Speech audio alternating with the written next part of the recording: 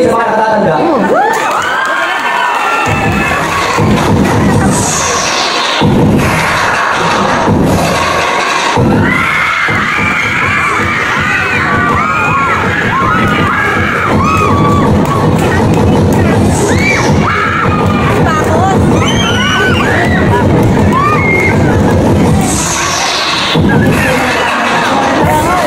Wikang Pilipino at iba pang wika ng reliyon, wika ng bayan, wika ng kapayapaan.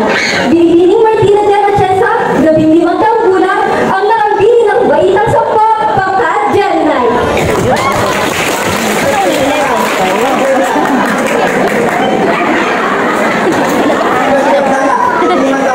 May sungga yata ang at naniniwala sa kasibihan na ang wika'y bituin, tanglaw sa diin, sa wika'y bisiling, sa diwa'y may lalim.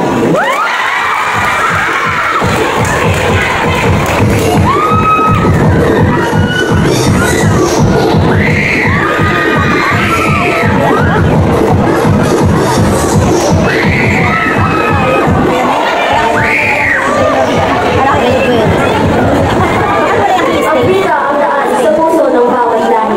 Dimple Trevino, ang Pilipini nasa iyong harapan. 14 na taong gulang, ang nakambili ng baitang siyang pangkat Newton. Si Lord Mendoza, 14 na taong gulang, ang lahat ng baitang siyang pangkat Newton. Nag-iiwan ang kasabihan, wikang mahal sa ating puso't buhay, susi sa tagumpay sa lahat ng kulay.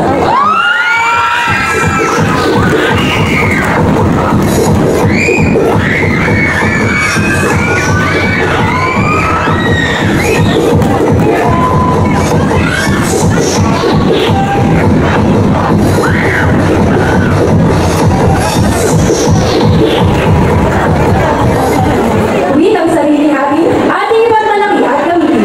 Maria Casada Garcia Sagaran, 14 na taong gulang, ang nakambili ng baitang 10 pangkat Leo.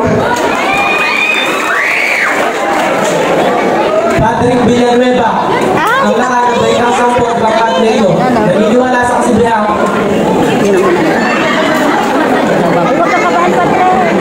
Naniniwala sa kasabihan. Ang wika ay may sarili niya at talaga na dapat mahalagahan.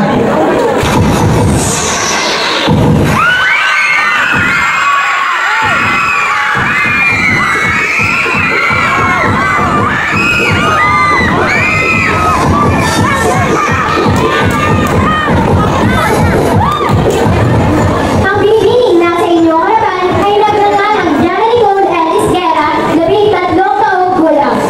Nakambili ng baitang 8 pangkat Amitis. Naniniwala sa kasabihan, ang wika ay katambal ng kapayapaan sa pagtahak ng tubig na landas. Luis Gabriel Oviedo, 13 taong gulang, ang lahat ng baitang 8 pangkat Amitis. Nag-iiwan ang kakagam, ang wika ay kaluluwa at sumasalamin sa isang bansa.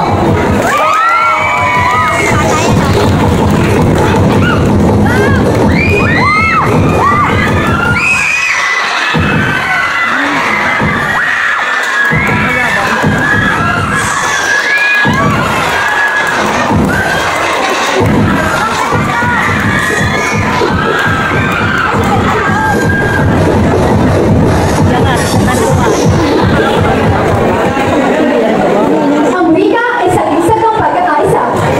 Kilala sa balita, 15 taong gulang, ang nakabili ng baitang 10 pangkat Virgo. Ronaldo Jr. Sigurdo, ang lahat ng baitang 10 pangkat Virgo. 15 taong gulang. Bilang sa kabataan Pilipino, naniniwala ako sa isang kasabihan.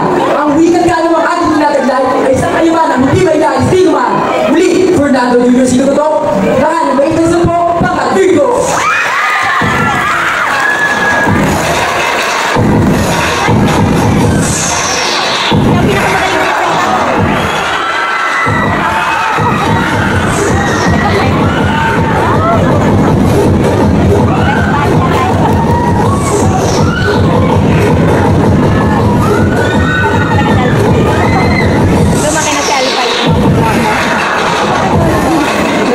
Ang wika ay boses ng bawat mamamayan. Binibini Gamila Riel B. Abdon, 16 na taong gulang, ang nakambili ng baitang 11 pangkat Aristotle. sa inyong harapan, Mark Giselle Alpay, 17 taong gulang, bilang lakan ng baitang 11 pangkat na Rizal, ang nag-iiwan ng katagang, ang wikang kinagisnan ay pwedeng pagunan ng yaman.